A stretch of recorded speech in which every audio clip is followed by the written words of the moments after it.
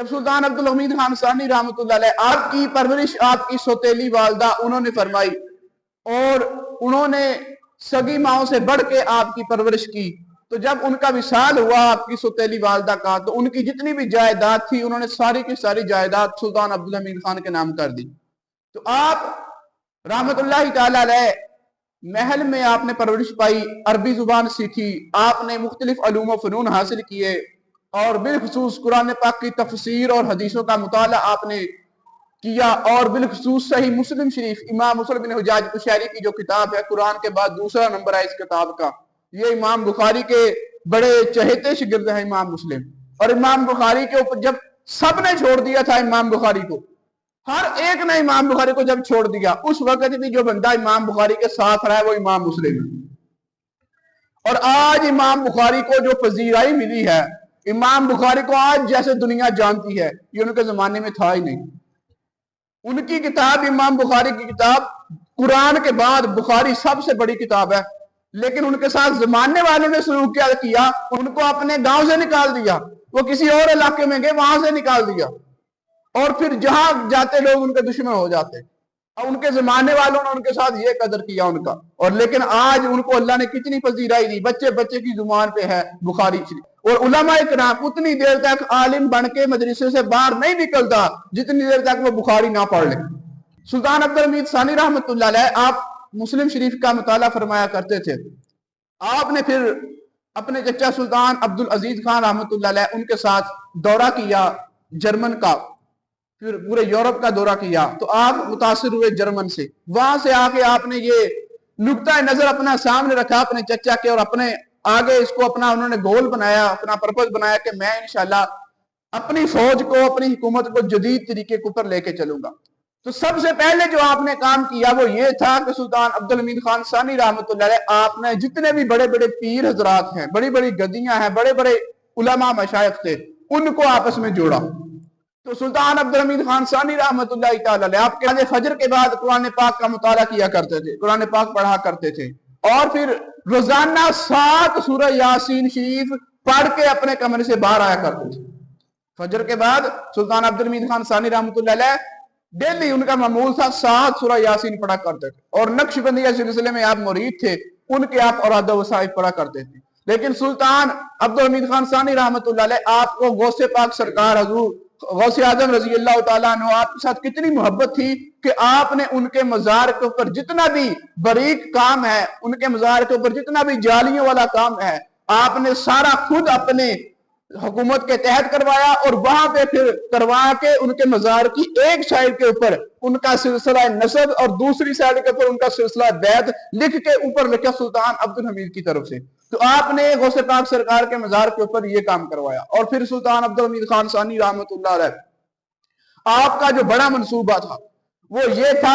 کہ پوری دنیا کے مسلمانوں کو ایک دوسرے کے ساتھ جوڑ دیا جائے، اور وہ رابطہ وہ یہ تھا کہ ریل گاڑی کا منصوبہ، کہ ریل گاڑی جب ہوگی تو مسلمانوں کا سفر ایک دوسرے کے ہاں جانا آسان ہو جائے گا۔ تو یورپ نے بہت ساری فرنگی کو پتا تھا اس بات کا کہ ہندوستان کے ساتھ تو ہم ایک کام کر چکے ہیں، لیکن اگر سلطان عبدالحمید نے یہ ریل گاڑی والا کام چلا دیا، یہ ریل گاڑی ہندوستان تک آ گئی، تو مسلمان جو ہیں آپس میں جڑ جائیں گے، پھر ان کو توڑنا بڑا مشکل ہو جائے گا۔ تو انہوں نے فرنگی نے بڑا انتشار ڈالا کہ یہ کام ہونے نہ پائے، لیکن اللہ تبارک و تعالیٰ کی طرف سے یہ منظور تھا۔ تو سلطان عبدالحمید خان ثانی رحمۃ اللہ علیہ آپ اپنے اس کام کو انہوں نے پورا کیا، تو انہوں نے حجاز ریلوے، بغداد ریلوے، اور پھر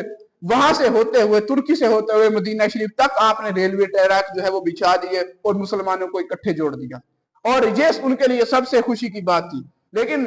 جب انہوں نے ٹریک جوڑ دیے سارے، تو انجن جب آیا، انجن چلا تو ان کے سامنے انجن تھا، جب دیکھا انجن سے دھواں نکلا، بڑی آواز ہے، انہوں نے پھر حکم جاری کر دیا کہ اب مدینے میں یہ ٹرین نہیں جا سکتی۔ تو پہلے لوگوں نے حیران ہوئے، پھر پوچھا کہ یہ کام خود آپ نے کیا مدینے تک ریلوے ٹریک بچائے، اب خود کہنے لگے کہ مدینہ ریل نہیں جائے گی، مدینے کے باہر رک جایا کرے گا، وہاں پہ اسٹیشن بنائے، اندر جائے، وہ بیل گاڑیوں پہ جانا ہے۔ آپ نے فرمایا اس کا دھواں دیکھو، اس کا شور دیکھو، میرے دل کو یہ پسند نہیں ہے، میرے نبی کا شہر ہو اور وہاں پہ انجن کا دھواں جائے، وہاں پہ انجن کا شور جائے، فرماتے ہیں یہ میرے دل کو پسند نہیں ہے، اس لیے اس کو ہم ریلوے ٹریک کو وہاں تک آگے مدینے میں نہیں لے جائیں گے۔ اور پھر سلطان عبد الحمید خان ثانی رحمۃ اللہ تعالی علیہ، آپ کی جو طرز حکمرانی ہے وہ ہو بہو سلطان حضرت عمر بن عبد العزیز رضی اللہ تعالیٰ عنہ ان جیسی تھی، اور حضرت عمر فاروق رضی اللہ تعالیٰ عنہ ان جیسی تھی۔ جیسے حضرت عمر فاروق رضی اللہ تعالیٰ عنہ آپ مدینہ شریف میں رات کو اپنے غلام کے ہمراہ جایا کرتے تھے، لوگوں کی خبر گیری کیا کرتے تھے، سلطان عبد الحمید خان ثانی رحمۃ اللہ آپ بھی ویسے کیا کرتے تھے۔ تو سلطان عبد الحمید خان ثانی رحمۃ اللہ تعالی علیہ ایک دفعہ آپ اپنے خاص غلام کے ساتھ، ان کا نام تھا حسن تحسین پاشا، تحسین پاشا ان کا نام تھا، حسن تحسین یہ خاص ہیں، انہوں نے ایک کتاب بھی لکھی ہے سلطان کی یادداشت کے اوپر، سلطان نے خود ان سے لکھوائی تھی جو نیٹ پہ اویلیبل ہے۔ تو ان کے ساتھ سلطان ایک علاقے میں گئے، تو استنبول کا یہ ایک قصبہ تھا، وہاں پہ ایک جھونپڑی تھی اور اس میں ایک بزرگ ہیں۔ تو سلطان نے جب دروازہ نوک کیا، وہ نبینا تھے، انہوں نے دروازہ کھولا، سلطان ان کے پاس جا کے بیٹھ گئے۔ جب ان کے پاس جا کے بیٹھ گئے، صفائی کی، ان کا سارا پانی جو ہے وہ گھڑے میں بھر کے رکھا، اور پھر سب کچھ کرنے کے بعد جب ان کو کھانا کھلایا تو ان کے جو خاص خادم تھے حسن تحسین پاشا، وہ کہنے لگے بابا جی آپ ہمارے جو سلطان ہیں عبد الحمید خان ان کو جانتے ہیں؟ تو وہ بابا جی کہنے لگے وہ ہمارا سلطان تو ٹھیک ہوگا لیکن میں اپنے بیٹے عبد الحمید کو جانتا ہوں۔ وہ کہنے لگے کہ بابا جی آپ کے بیٹے عبد الحمید کون ہیں؟ وہ کہنے لگے یہ دیکھو یہ ہے میرا بیٹا عبد الحمید بیٹھا جو ہر روز رات کو آتا ہے میری خدمت کیا کرتا ہے۔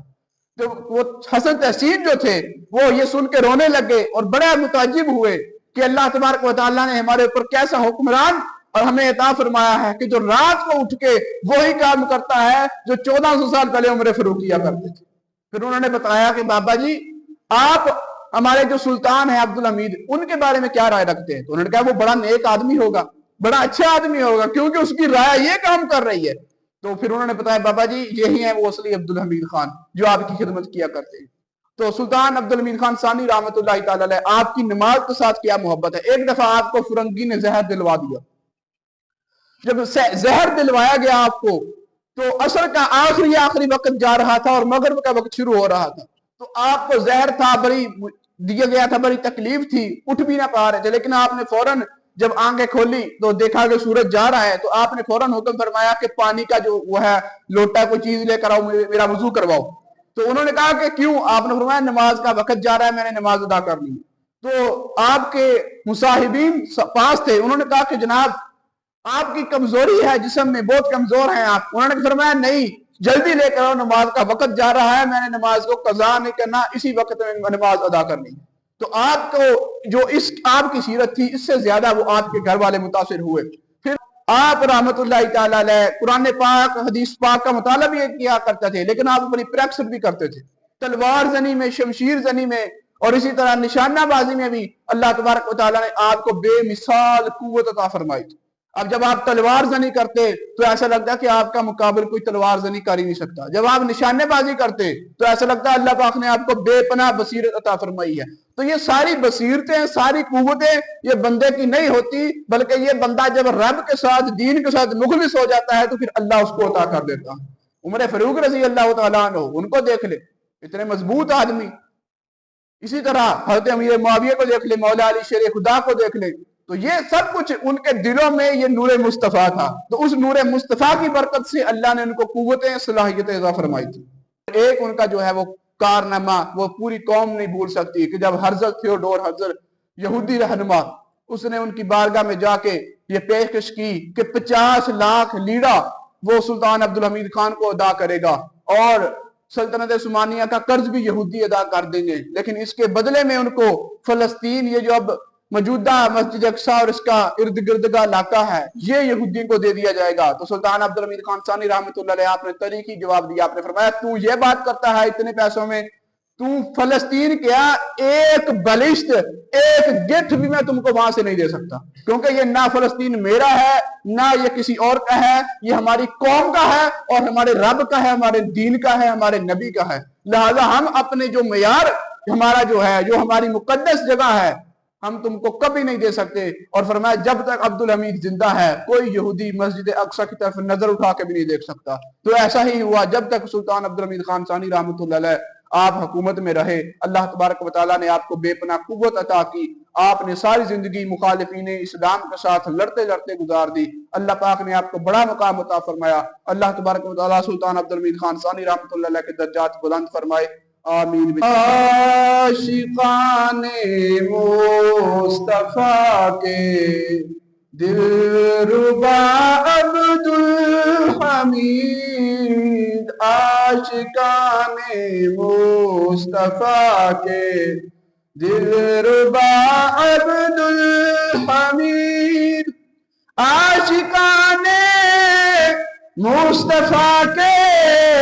دلربا عبدالحمید، امت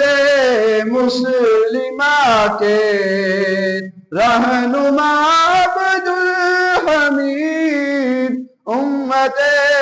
مسلمہ کے رہنما عبدالحمید، دے کے پہرا عزت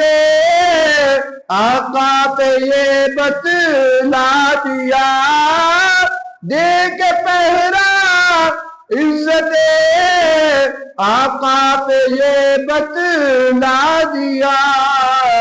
عاشقان مصطفیٰ کے